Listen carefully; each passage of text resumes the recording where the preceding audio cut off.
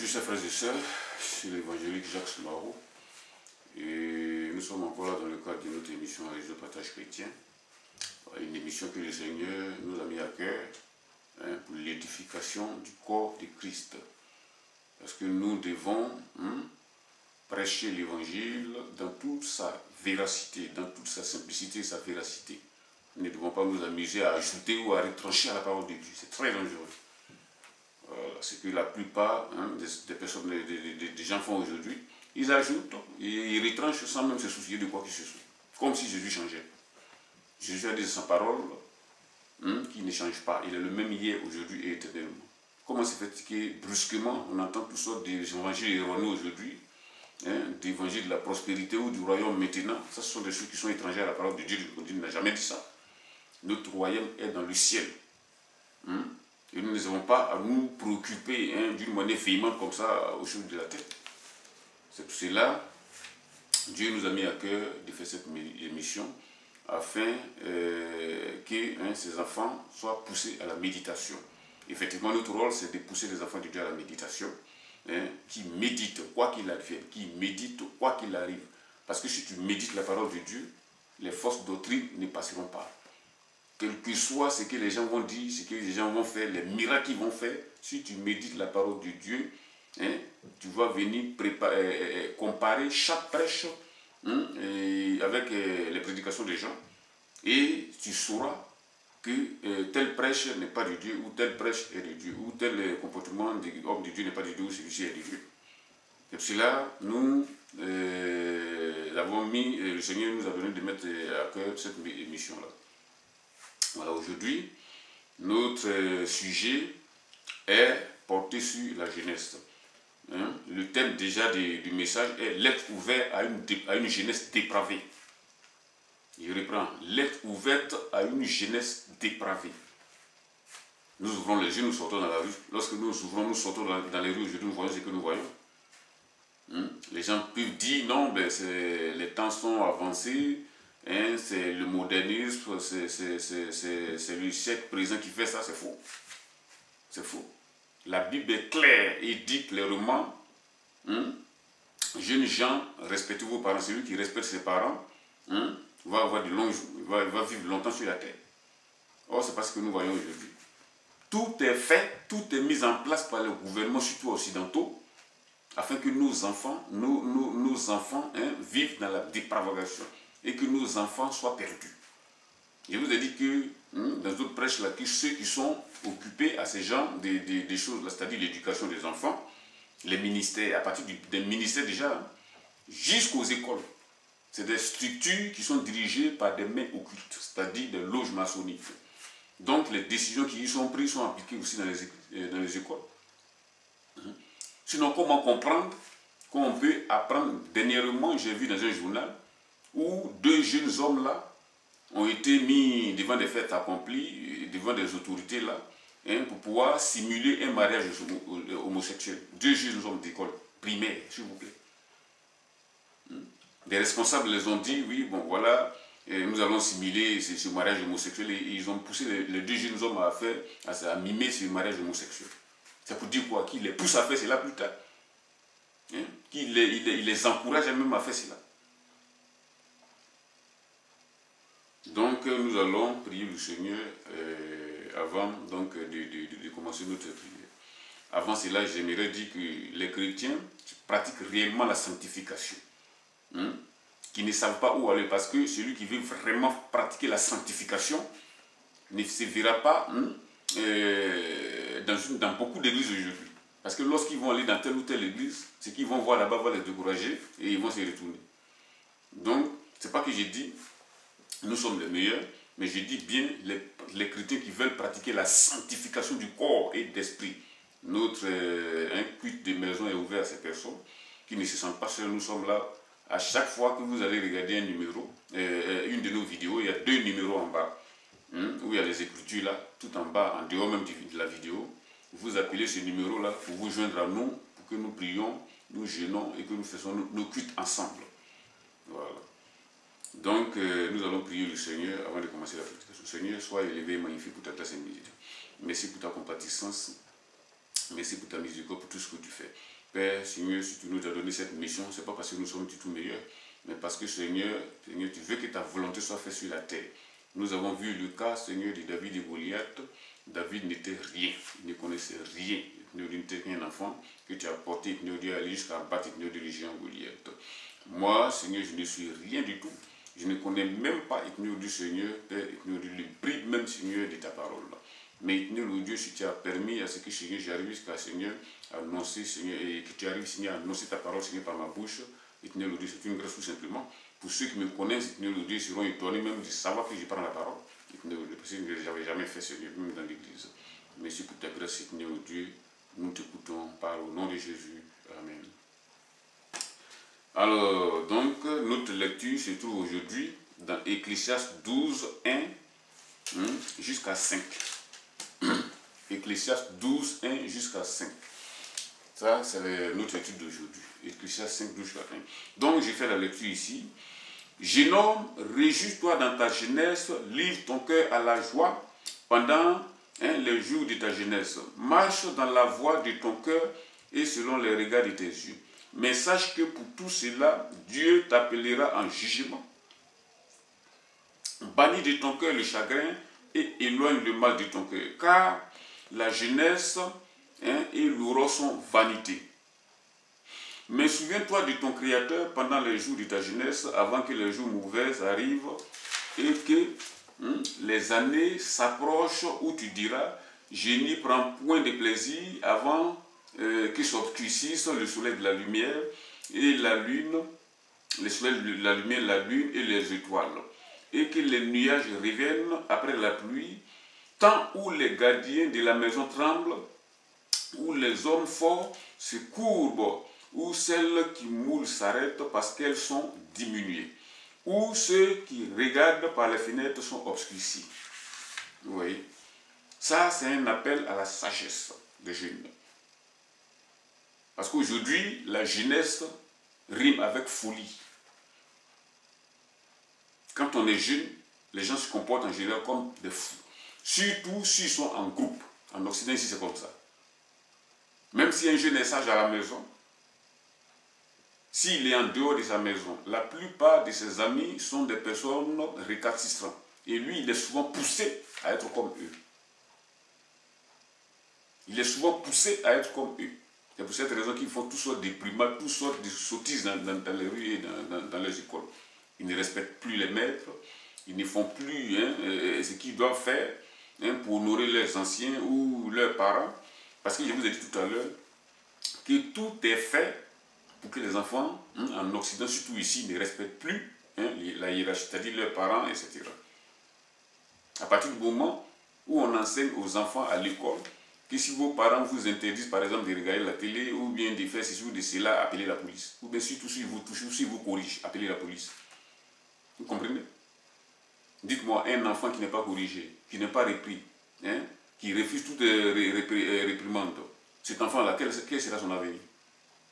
C'est comme si vous élevez un porc, et il ne fera que des œufs de porc plus tard.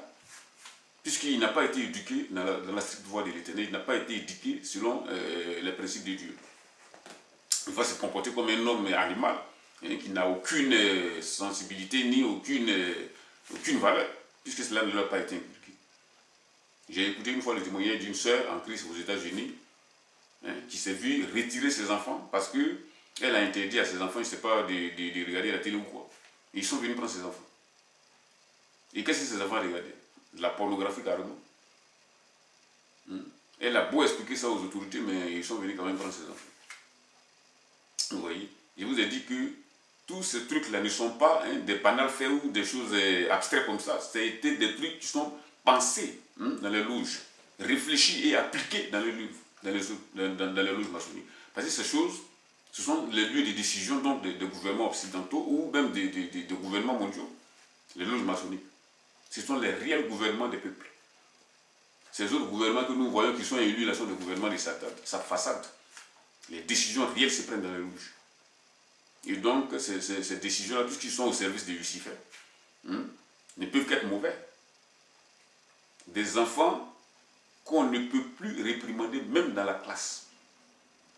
Un maître d'école aujourd'hui n'a pas le droit de porter main même aux fesses d'un enfant. À nos temps, au pays, on nous fessait, c'était bon. Et les parents ne s'en plaignaient pas, au contraire. Si un enfant commet des bêtises dans le quartier, la première grande personne qui va le voir va le fesser normalement. Les grands frères du quartier, ils allaient le fesser normalement et le réprimander. Ils le prennent pour le ramener à la maison et puis les gens le disent là, les parents. Et ses parents encore allaient compléter la correction. Mais tout cela a disparu, pourquoi? Parce que c'est la volonté de Satan qui prime aujourd'hui dans le monde. Il est dit dans la parole de Dieu que ce monde est dirigé par les ténèbres, par le prince des ténèbres. À partir du moment où les enfants deviennent rois, la Bible le dit, que les enfants deviendront des rois. Et effectivement, dans chaque maison en Europe ici, les enfants sont considérés comme des rois. On ne les interdit plus rien carrément. Moi, un jour, j'étais à la maison, il y a mon petit fils là qui est venu. De l'école, il a dit, oui, papa, et on nous dit que petite fois, on nous a donné un numéro de téléphone, etc. Et je suis majeur, j'ai le droit de faire tout ce que je veux, j'ai le droit de faire ceci, j'ai le droit de regarder la télé. Je lui ai dit carrément, tu auras le droit de faire toutes ces choses lorsque tu auras ta majorité. Ces choses, je l'ai dit, sont des enseignements et des trucs qu'on vous enseigne qui viennent du diable. Puis tu vas aller en enfer, il faut les appliquer. Je lui ai dit ça. Les gens ne se rendent pas compte, surtout les chrétiens, que ce sont des plans pour pouvoir mener leurs enfants à la perdition. Vous savez, un enfant, surtout un enfant qui n'est pas encore à sa majorité, lorsqu'il meurt brusquement, est mis au compte de l'Éternel. Le diable, sachant cela, a fait tout son possible pour amener les enfants même à la désobéissance. Parce qu'un enfant est un enfant innocent. C'est-à-dire qu'il ne connaît pas, il n'est pas encore à l'âge de la majorité. Mais Dieu ne tient plus compte de ces faits si l'enfant commence à pécher. C'est-à-dire commence à chuter les grandes personnes, à ne plus respecter ses parents. Cet enfant-là, s'il meurt, il va en enfer. Même s'il a 5 ans. S'il a 10 ans, s'il a 9 ans, 5 ans, il va en enfer. Et comment le diable a réussi à faire cela? C'est en créant des chaînes de télévision. Et il y a beaucoup de films qu'on appelle des films d'enfants, alors qu'en réalité, ce ne sont pas des films d'enfants, surtout les bandes dessinées. Ces films télévisés, dessinés, il y a des messages à l'intérieur qui sont cachés. Des messages subliminaux à l'intérieur qui sont cachés. Quand les enfants regardent, ils ne voient pas avec leurs yeux physiques ces messages subliminaux. Mais leurs intellects, c'est-à-dire leur subconscient, reçoivent tout ça. Et ces messages vont subvenir, vont surgir un jour lorsqu'ils seront majeurs, et les pousser à faire ces choses cachées qui étaient dans ces messages-là. Vous me comprenez? C'est pour cela que nous ne devons pas permettre à nos enfants de regarder n'importe quoi, surtout la télé. La télé, un jour, je vais revenir sur ça et je vais prêcher sur ça. J'ai un message qui est déjà fin prêt pour ça. Parce que c'est le nouveau Baal dans la maison de chaque chrétien aujourd'hui, la télévision. Parce que Baal et Moloch, les gens, dans le temps passé, offraient leurs enfants à ces esprits mauvais, là, à ces idoles, là, pour pouvoir avoir le bien matériel ou des bonnes récoltes, etc.